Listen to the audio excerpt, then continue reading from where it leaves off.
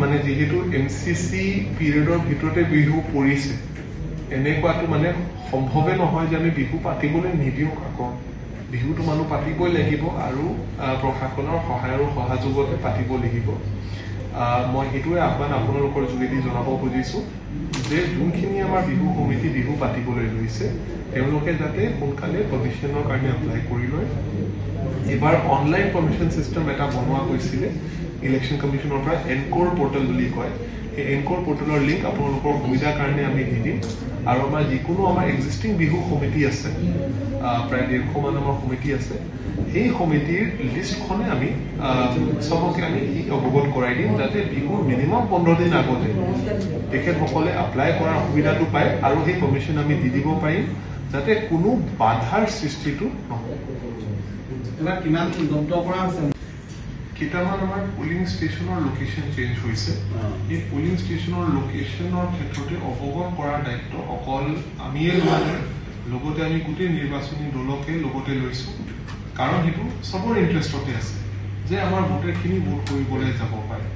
আমাৰ বিএলৰ পৰা আৰম্ভ কৰি আমাৰ পঞ্চায়ত আৰু ৰুৰেল ডেভেলপমেণ্ট বিভাগ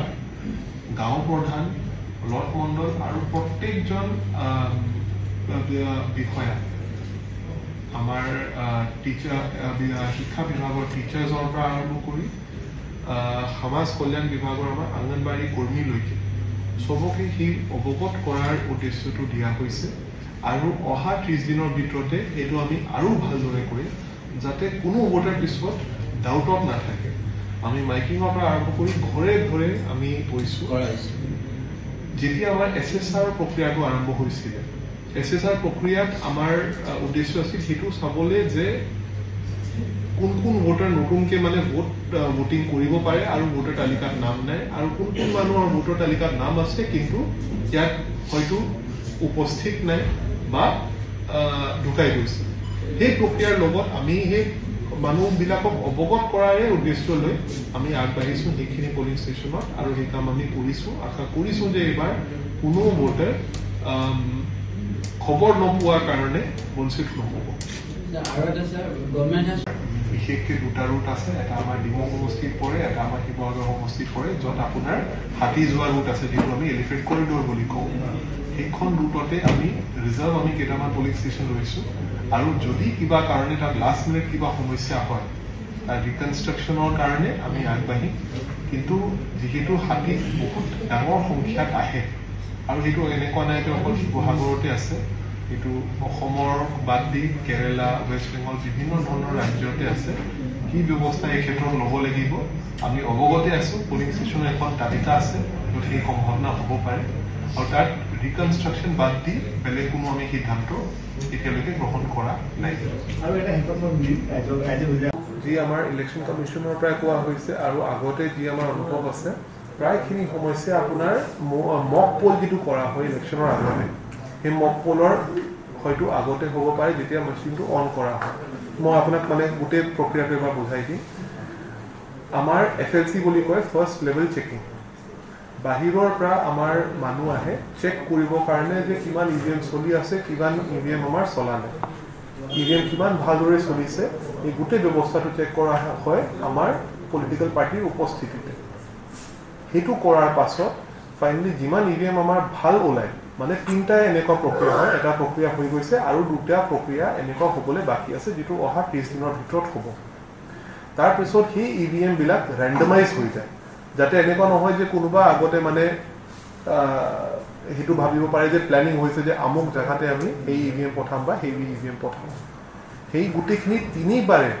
ইভিএমে ৰেণ্ডমাইজ হয় আৰু যোনখিনি আমাৰ নিৰ্বাচনী বিষয়া যাব প্ৰিজাইডিং অফিচাৰ পোলিং অফিচাৰ তেওঁলোকৰে বাৰে বাৰে সমষ্টি লেভেলতে সেক্টৰ লেভেলতে বাৰে বাৰে ৰেণ্ডমাইজ কৰা হয় যাতে কোনো গম নাপায় যে কোন মানুহ ক'ত যাব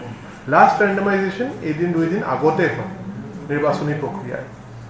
তাৰপিছত কোনটো ইভিএম কোনটো পোলিং ষ্টেচনত যাব সেইটোৱে ৰেণ্ডমাইজেশ্যন শেষতে হয় সেইটো হৈ যোৱাৰ পাছতে ইভিএম যেতিয়া যায় ৰাতিপুৱা যেতিয়া অন কৰে মানুহ তেতিয়া হয়তো তথাপিও কেইটামান ইভিএম মানে মোষ্টলি 4-5% ইভিএমত কিবা এটা প্ৰব্লেম পোৱা যায় বা যেতিয়া মক পোলটো আৰম্ভ কৰে কেইটামান বিভিন্ন ধৰণৰ মানে সেইটো আমাৰ নিশ্চয় সবে মানে ইয়াত নিৰ্বাচন আমাৰ যিকেইটা আমাৰ পলিটিকেল পাৰ্টি আছে তাৰ প্ৰতিনিধি জানিবই যে আমাৰ পুলিং এজেণ্টৰ উপস্থিতিতে মক পোল এটা কৰা হয়। মক পোলৰ উদ্দেশ্য সেইটোৱে আছে যিটো আপোনাৰ ছেকেণ্ড প্ৰশ্ন আছিল যে যদি মই এজনৰ নামত মই ভোট দিছোঁ সেই একেজনৰ নামতে ওলাইছে বা বেলেগজনৰ নামত ওলাইছে, সেইটো সব পুলিং এজেণ্টৰ উপস্থিতিতে কৰা হয়। যদি তাত যি সম্ভাৱনাৰ উল্লেখ আপুনি কৰিছে এনেকুৱা যদি হয় বা কিবা কাৰণতে আপোনাৰ VVPAT যিটো voter verifiable paper audit trail বুলি কয়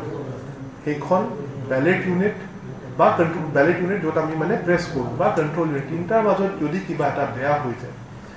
প্ৰত্যেকজন ছেক্টৰ অফিচাৰ আমাৰ প্ৰায় 50টা আমাৰ 50টা ছেক্টৰ আছে 481 পলিং ষ্টেচনৰ কাৰণে। সেই 50জন ছেক্টৰ অফিচাৰৰ হাতত extra belt unit control unit VVPAT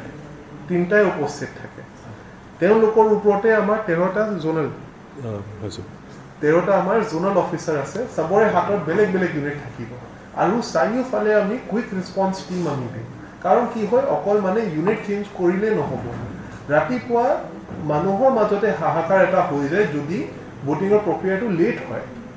7টাত যি বস্তু আৰম্ভ হ'ব লগা আছে যদি 8টা 8:30তে আৰম্ভ হয় নিশ্চয় মানুহৰ মনতে কিবা এটা বেলেগ ধৰণৰ ভাৱটো ওলাব পাৰে। আপোনালোকৰ যোগেদি মই সেইটোৱে ক'ব খুজিছোঁ, মানে নিজে মই অনুভৱ কৰিছোঁ। এনেকুৱাই মই পলিং ষ্টেচন আগতে বেলেগ জেগাতে চালোঁ য'ত এবাৰে নহয় 2বাৰ 3বাৰ বেয়া হৈ গৈছে মেচিন, আৰু সেইটো মানে প্ৰেক্টিকেলি হয় বস্তু। আৰু ইলেকশ্যন কমিশ্যনৰ ষ্টেণ্ডাৰ্ড ইমান ষ্ট্ৰিক্ট আছে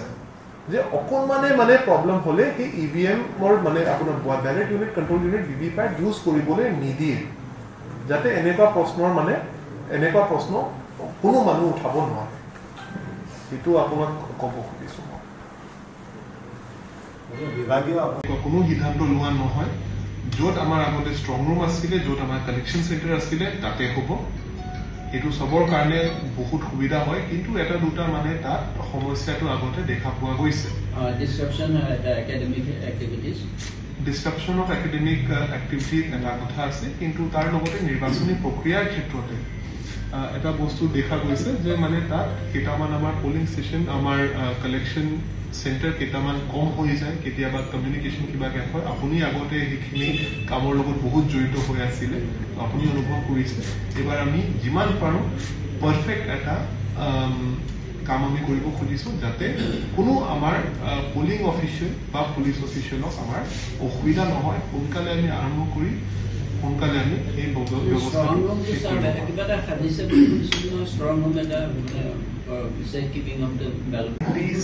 কিমান আছে যিটো আমি জব্দ কৰি দিছোঁ। তাৰ লগতে এটা আপোনালোকক কথাটো কওঁ, যিহেতু আগতে কেইজনমান আমাক কৈছিলে যে ইয়াত মানে ড্ৰাগছ আৰু মটৰ আমি মানে জব্দটো যোৱাবাৰে কৰা নাছিলোঁ। এটা কথা মই আপোনাক অৱগত কৰিম, জিলা প্ৰশাসনৰ সহযোগিতাত আৰক্ষী প্ৰশাসন যোৱা 2 সপ্তাহতে 900 kg প্লাছ গাঞ্জা জব্দ কৰিছে আৰু তাৰ ওপৰতে হেৰইন জব্দ কৰিছে। আৰু মদৰ বিৰুদ্ধে আমাৰ সেই অভিযানটো চলি থাকিব আৰু আপোনালোকে সকলোৱে দেখা পাব তাৰ ফলাফলটো। আপোনালোকৰ প্ৰায় খবৰ আমি আৰু পৰামৰ্শ লৈ থাকিম আৰু পাই থাকিম, সেইটো আশা মই কৰিছোঁ। এইবাৰ যিকোনো বস্তু মানে ফ্ৰী এণ্ড ফেয়াৰ ইলেকশ্যনক মানে বাধা দিব পাৰে তাৰ বিৰুদ্ধে বহুত ষ্ট্ৰিক্টলি একশ্যনটো লোৱা হ'ব। যিহেতু সকলোৱে গম পায় যে যোৰহাট নিৰ্বাচনী জিলাত হ'ব, সেইটো 27 তাৰিখৰ পৰা আৰম্ভ হৈ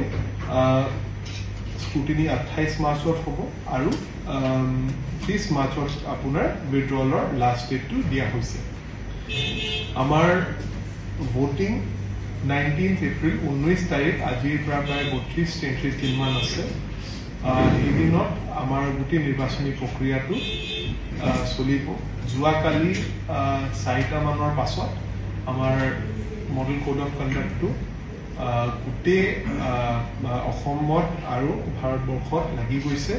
আৰু সেইমতে আমাৰ শিৱসাগৰ জিলাত আমি আগবাঢ়িম। কাউণ্টিং আমাৰ 4 জুনৰ তাৰিখতে হ'ব আৰু 6 জুনৰ আগে আগে গোটেই নিৰ্বাচনী প্ৰক্ৰিয়াটো শেষ কৰাৰ উদ্দেশ্য লৈ নিৰ্বাচনী আয়োগ আগবাঢ়িছে আৰু আমি সকলোৱে সেইমতে আগবাঢ়িবলৈ ৰেডি আছোঁ। এই ক্ষেত্ৰতে আপোনালোকে যদি কিবা প্ৰশ্ন সুধিব খুজিছে আপোনালোকক আমি সুধিবলৈ দিম, কিন্তু তাৰ আগতে কেইটামান কথা আপোনালোকক অৱগত কৰাই দিম। আমাৰ বহুত ভালদৰে এবাৰ সেক্টৰ অফিচাৰ, জোনেল অফিচাৰ আৰু বিশেষকৈ প্ৰিজাইডিং অফিচাৰ, পলিং অফিচাৰ সকলৰ ট্ৰেইনিং চলি আছে। ইতিমধ্যে আমাৰ Sivasagar girls college, commerce college আৰু জয়সাগৰ কলেজত এই ট্ৰেইনিংটো চলি আছে। এবাৰ 481 পলিং ষ্টেচন গোটেই শিৱসাগৰ নিৰ্বাচনী জিলাৰ অন্তৰ্গত আমি ৰাখিছোঁ। মেক্সিমাম আমাৰ প্ৰায় 1300 ভোটাৰে এখন পলিং ষ্টেচনত আছে। আমি সেইটোৱে উদ্দেশ্য লৈছোঁ যে একেবাৰে ফ্ৰী এণ্ড ফেয়াৰ নিৰ্বাচনী প্ৰক্ৰিয়া এবাৰ কেনেকৈ হ'ব সেইমতে আমি আগবাঢ়িছোঁ।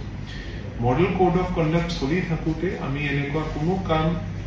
চৰকাৰী বিভাগৰ পৰাই নকৰোঁ আৰু বেলেগকে আমি কৰিবলৈ নিদিওঁ, যিটো কৰিলে কাৰোবাৰ মনত সেই ভাৱৰ সৃষ্টিটো হ'ব পাৰে যে এই নিৰ্বাচনী প্ৰক্ৰিয়া ফ্ৰী বা ফেয়াৰ প্ৰক্ৰিয়া নহয়। আমাৰ সংবাদ মাধ্যমৰ পৰা মই সকলোলৈ এখন অনুৰোধ জনাব খুজিছোঁ যে যদি পইচাৰ ক্ষেত্ৰতে এলকহল, ড্ৰাগছ বা বেলেগ কিবা এটা এনেকুৱা বস্তু যিটো দি দিলে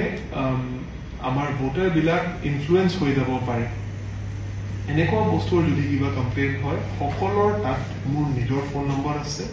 আমাৰ আৰক্ষী বিভাগৰ নম্বৰ আছে আৰু তাৰ লগতে এখন নতুন এটা এপ আমাৰ ইলেকশ্যন কমিশ্যনে দিছে। এপৰ নাম আছে C-Vigil। C-Vigil এপত ফটো বা ভিডিঅ' তুলি আপোনালোকে লগালগ সেইখন এপত দি দিব পাৰিব। 100 মিনিটৰ ভিতৰতে আমাৰ টিম তাত গৈ পাব। গোটেই জিলাতে আমি বহুতখিনি ফ্লাইং স্কোৱাড আৰু ষ্টেটিক টিম আমি ৰাখিছোঁ, যোনজনে সোনকালে তাত গৈ পাব আৰু আপোনালোকৰ যি কমপ্লেইণ্ট আছে তাৰ সমাধান কৰিবৰ কাৰণে আগবাঢ়িব। মোৰ সকলোলৈ সেইটো অনুৰোধ আছে, যিহেতু আপুনিয়ে মানে you are eyes and years,